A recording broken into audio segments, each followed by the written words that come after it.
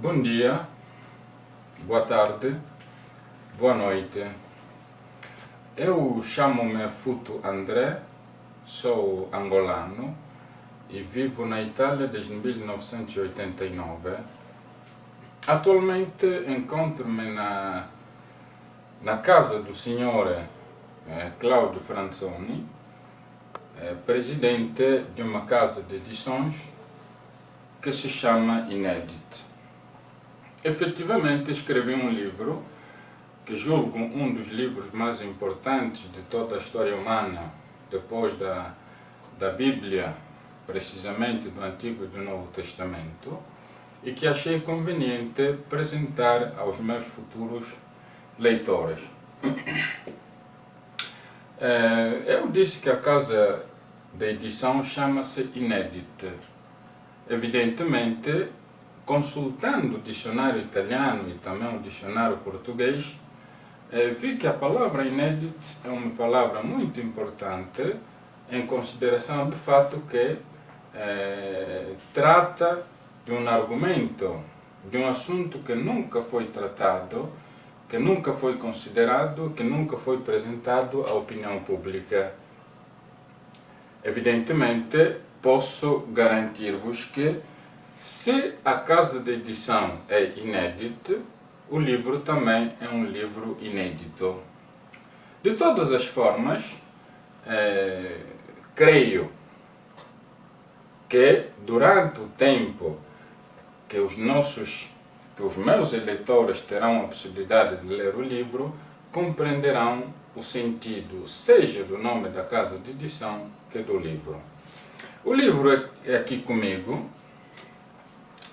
É intitulado A Chave de Volta, da Gênesis ao Fim dos Tempos. Conhecereis a verdade e a verdade vos livrará.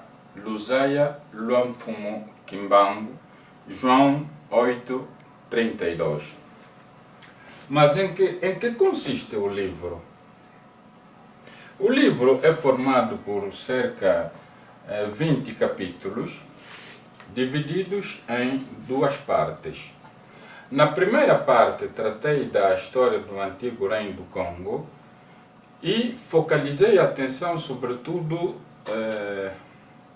na figura de uma protagonista daquela época, nomeadamente a Santa Kipambita.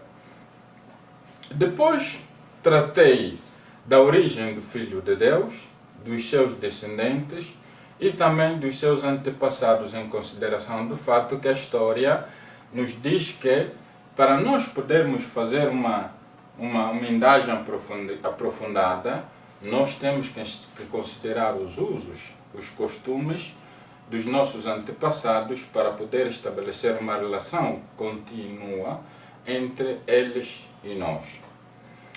Depois, tratei da questão, por exemplo, da origem da escritura. Tratei da questão relativa à sabedoria que os povos maias escondiam. Tratei da questão relativa à sabedoria dos povos egípcios. Tratei da questão do calendário dos povos bantus da origem, copiado e mal pelos outros povos. Tratei da questão, finalmente, do código da Bíblia. Como sabem, a Bíblia é como um computador. O computador é constituído por um sistema de segurança chamado password, em inglês, naturalmente. Isto quer dizer que somente o proprietário daquele computador possui a chave de entrada naquele computador. Quem não é proprietário dificilmente pode conhecer a chave de entrada e empossessar-se das informações, dos documentos contidos naquele computador. E, neste momento, entendo apresentar-vos somente uma parte do livro, próprio para estabelecer, já de agora, uma relação entre o livro e os meus futuros leitores. Dizia eu que no século XVI, desculpa, no século XVII, apareceu uma senhora no reino do Congo, chamada Kipamvita, a qual disse que, em realidade, a história do Filho de Deus que nós conhecemos é uma história que subiu uma alteração, uma falsificação no curso do tempo, porque o Filho de Deus é, em realidade, da tribo dos Bakongos. Mas, recentemente, precisamente em 2003, o autor americano Dan Brown escreveu um livro intitulado Código da Vinci, no qual meteu em discussão toda a história humana que nós conhecemos em relação à figura do Filho de Deus. O que é que ele disse? Ele disse precisamente que aquele que nós conhecemos como Messias, em realidade não é o Filho de Deus, porque a sua natureza divina foi o resultado de um voto em Niceia.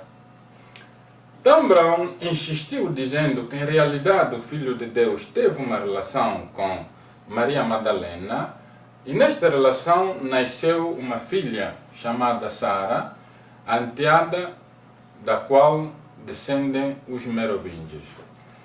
E o autor americano concluiu dizendo que a cruz que nós conhecemos como o símbolo do sofrimento, o símbolo da morte, mas também o símbolo da vitória do Filho de Deus, em realidade era um símbolo que pertencia aos mesopotâmicos. Somente durante o primeiro século, os pais do cristianismo empossessaram-se desse símbolo para apresentá-lo como símbolo da morte do Filho de Deus. A segunda consideração que temos que fazer é aquela que dizem os testemunhas de Jeová, os quais dizem, por exemplo, que o Filho de Deus não foi crucificado numa cruz, bem sim, e numa árvore, próprio em consideração do fato que a palavra stauros, que é uma palavra greca, não significa cruz, bem sim, praticamente significa um pau. Esta é a consideração que se faz a propósito da crucificação do Filho de Deus e a propósito, sobretudo, da sua natureza divina.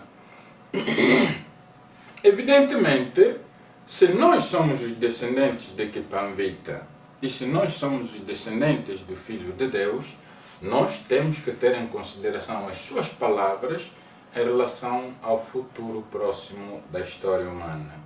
O que é que ele disse durante o seu percurso de vida? Uma vez ele disse: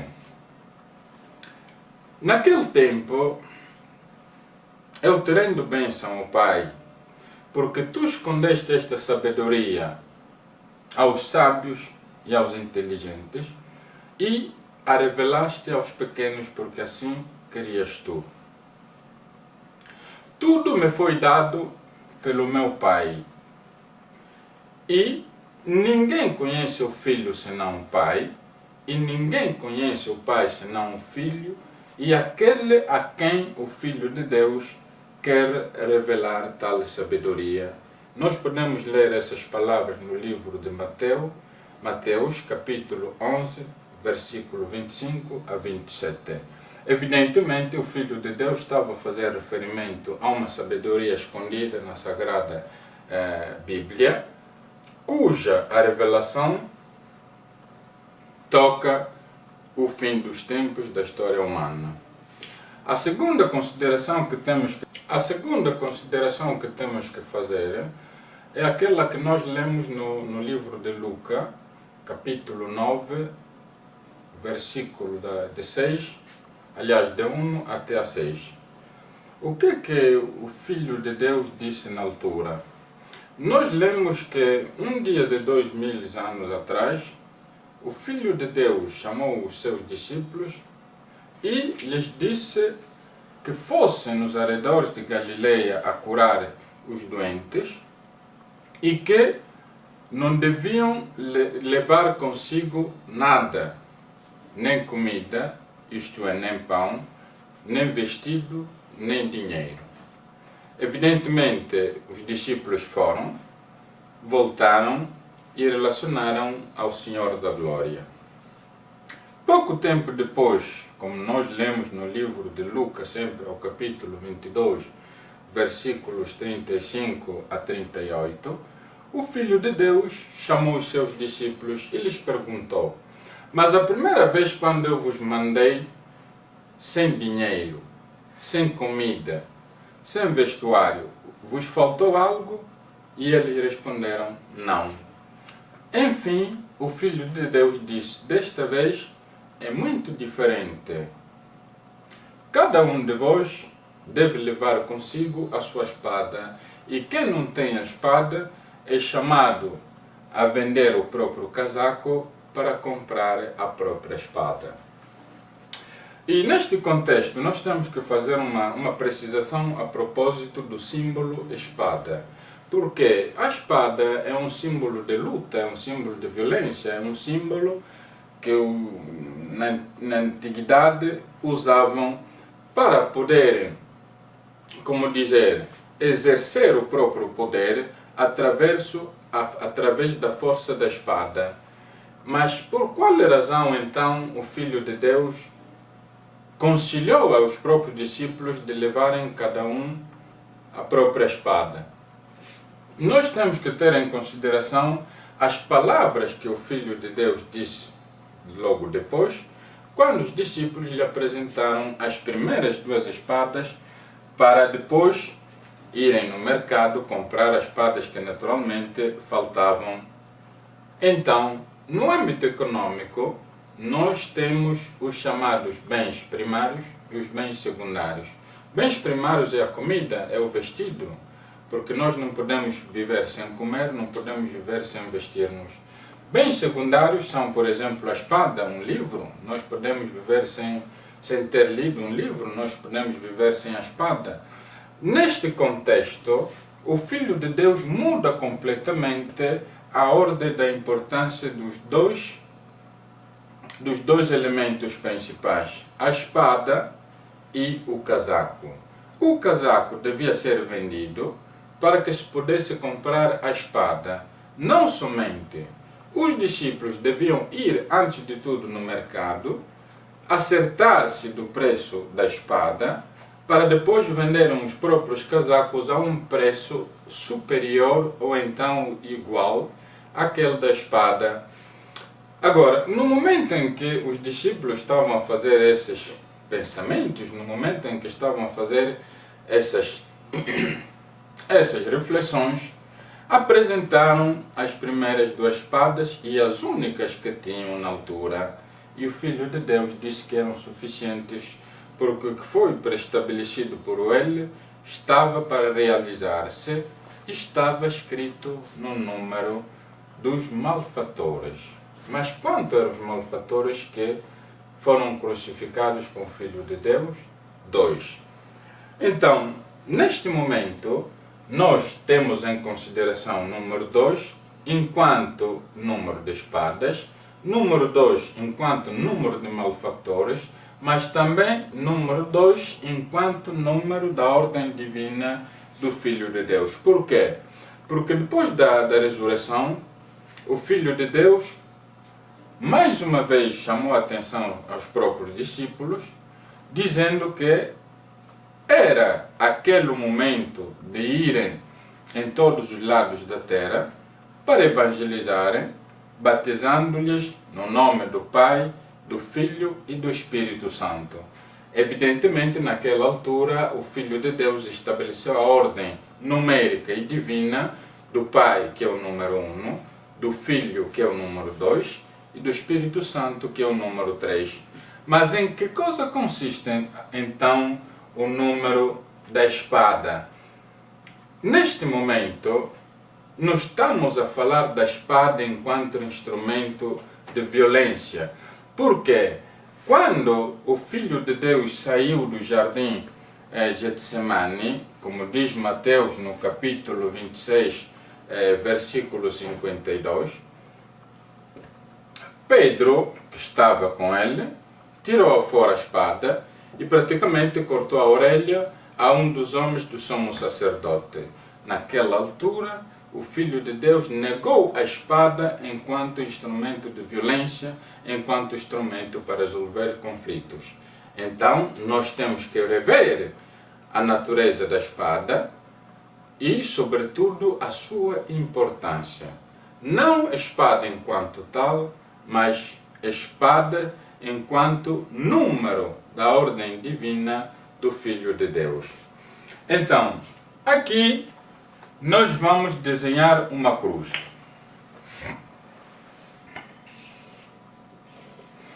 Esta cruz que nós desenhamos é uma cruz nua.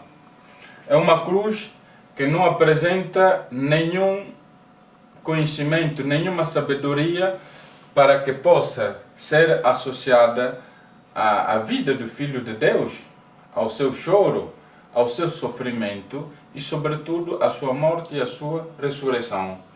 Nós temos que desenhar uma outra espada, porque esta pode ser reivindicada pelos vários deuses, né? Por exemplo, os mitraístas dizem que a cruz é um símbolo que na antiguidade pertencia aos mitraístas. Outros dizem que pertencia ao ouro e outros dizem que era um símbolo que pertenciam aos mesopotâmicos. De todas as formas, é uma cruz nua.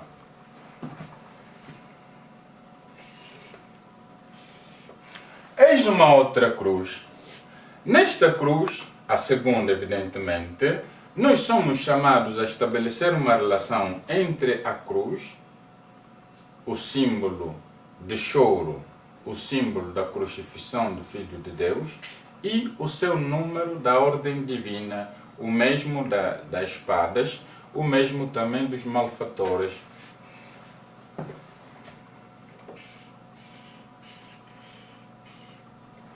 Eis o número da ordem divina do Filho de Deus que nós metemos no primeiro quadrante.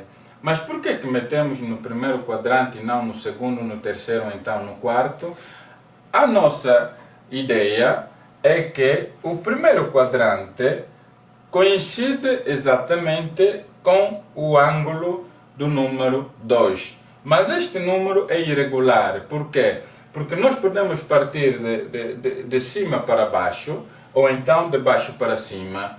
Por isso é um número irregular na sua estrutura, na sua natureza gráfica. E temos que estabelecer um ponto de partida para darmos uma ordem a este número.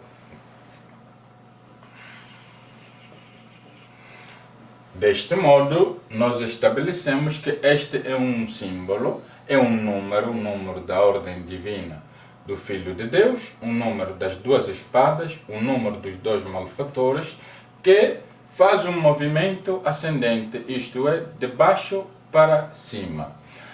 E bem, depois da crucifixão do Filho de Deus, nós lemos no livro de João, ao capítulo 20, versículo 1, que Maria Madalena, que foi no terceiro dia no cemitério, encontrou que a pedra foi ribaltada. Ribaltada, isto é, virada. Então, nós também temos que ter em consideração este número e ribaltá-lo no segundo, no terceiro e no quarto quadrante.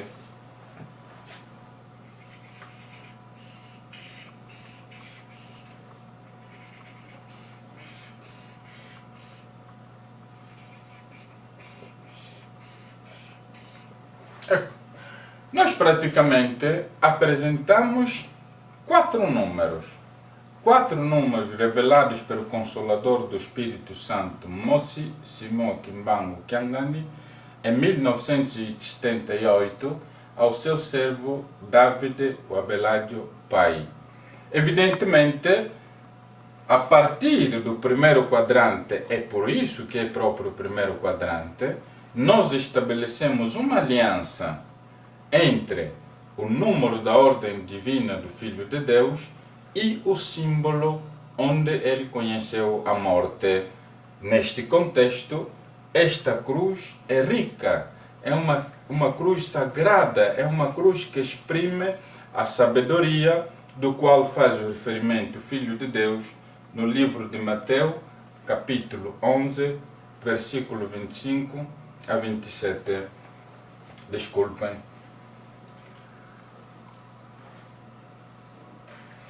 Evidentemente, nós temos estes 4 números, mas qual é a relação que existe entre estes 4 números e a obra, por exemplo, de Leonardo da Vinci, que o autor americano apresentou como fosse a obra onde nós encontramos as provas da relação entre o Filho de Deus e a Maria Madalena? A primeira consideração que temos que fazer é no nome Leonardo da Vinci, isto é, a letra V.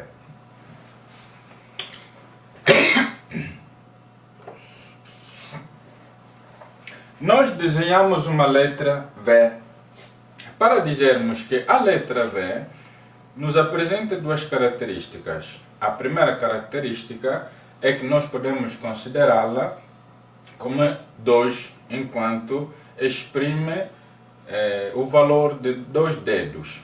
Mas também por isso podemos considerá-lo como um número 5 romano. Por isso, nós vamos meter os 2 números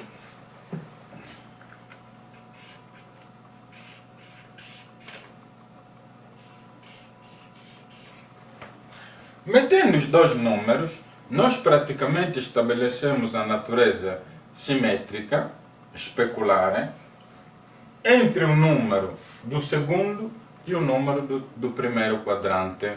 Isto para dizer que Leonardo da Vinci, 20 como V, não escondia a relação entre o Filho de Deus e a Maria Madalena.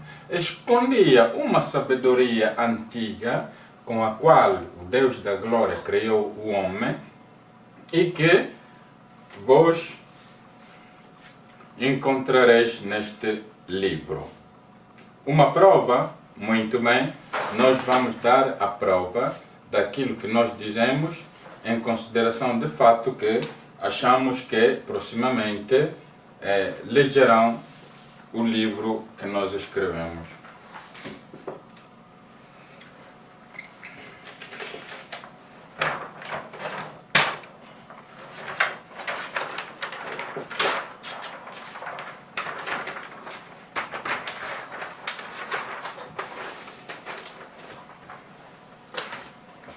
Nós falamos de uma prova, isto para dar-vos o exemplo em que coisa consiste as razões da fim dos tempos.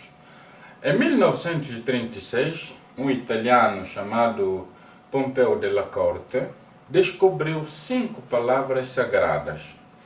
De todas as formas, os históricos, os cientistas, os religiosos procuraram de encontrar a sabedoria destas 5 palavras sem encontrá-la.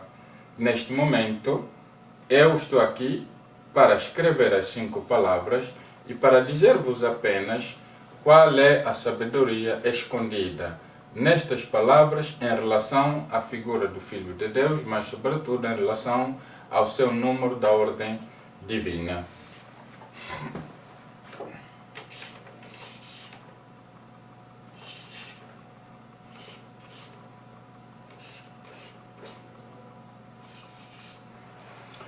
Esta é a primeira palavra das 5. Praticamente é a palavra rotas. Nós seguimos um movimento progressivo, isto é, da esquerda para a direita, mas também temos que seguir um movimento de descesa, isto é, de cima para baixo.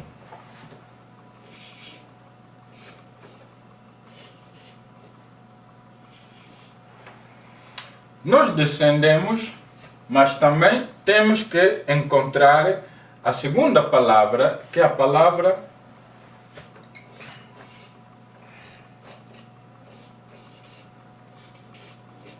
ópera. A terceira palavra é a palavra tenet.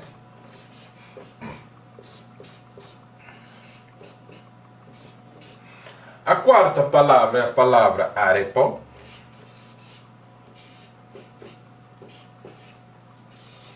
E finalmente a quinta palavra é a palavra Sator.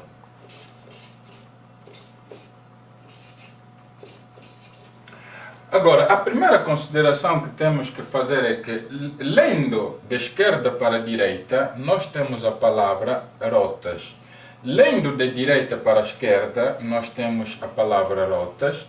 E lendo de cima para baixo, nós temos a palavra rotas. E aqui também temos a palavra rotas. O contrário, praticamente, nos dá uma outra palavra equivalente àquela que nós lemos na mesma dimensão. Por isso, nós temos a palavra Sator, que faz um movimento de descesa. Também temos a palavra Sator, que faz um movimento de subida. A outra consideração que temos que fazer é que, seja nas linhas e seja nas colunas, nós temos a palavra Tenet, que se estabelece perpendicularmente, formando, por isso, uma cruz.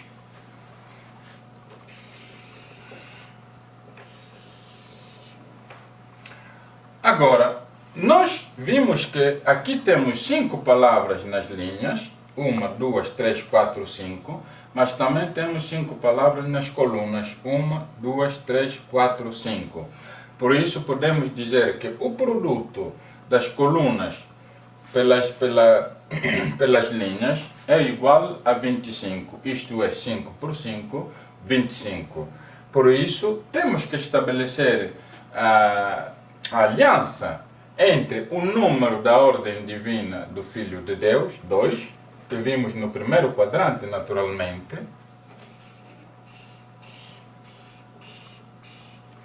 e o número do apóstolo que o Filho de Deus ama demais, que é no segundo quadrante.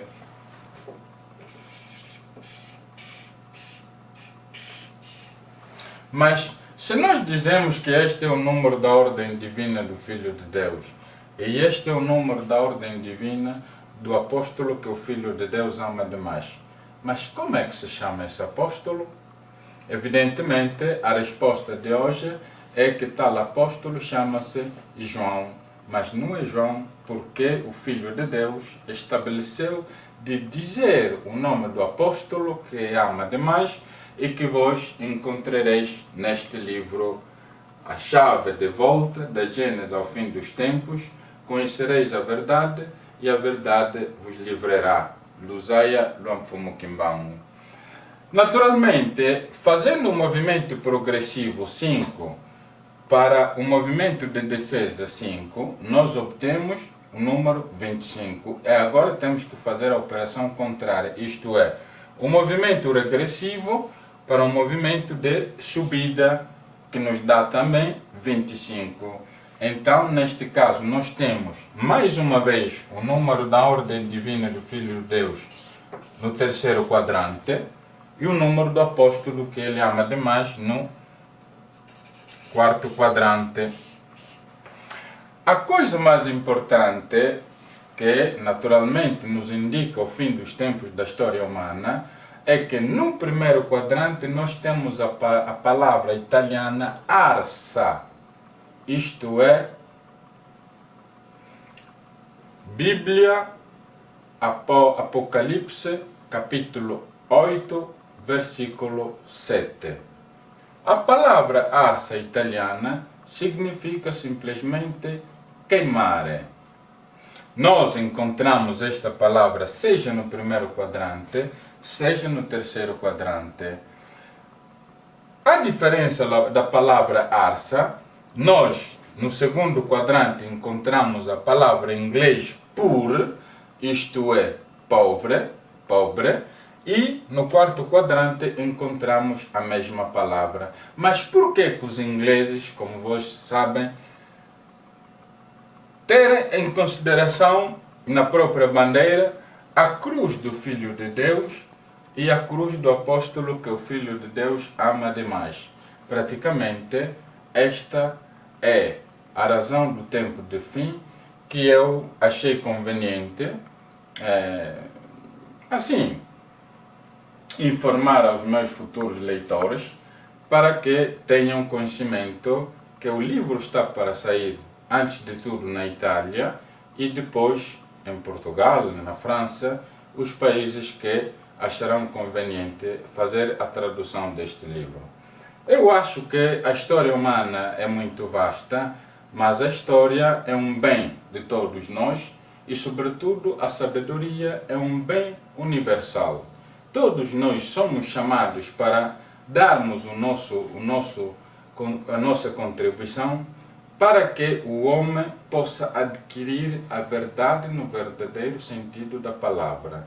Porque a verdade é um conceito muito, como dizer, é um conceito muito amplo, mas também é abstrato. Porque eu posso dizer de ter a verdade, né? Segundo a minha opinião, mas o problema é convencer os meus interlocutores sobre a verdade daquilo que eu digo.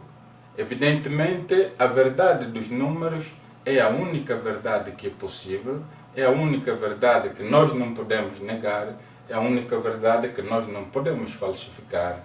E é isto que eu escrevi neste livro, tendo em consideração a verdade. Eu agradeço bastante a vossa atenção, espero que um dia legerão este livro. Obrigado.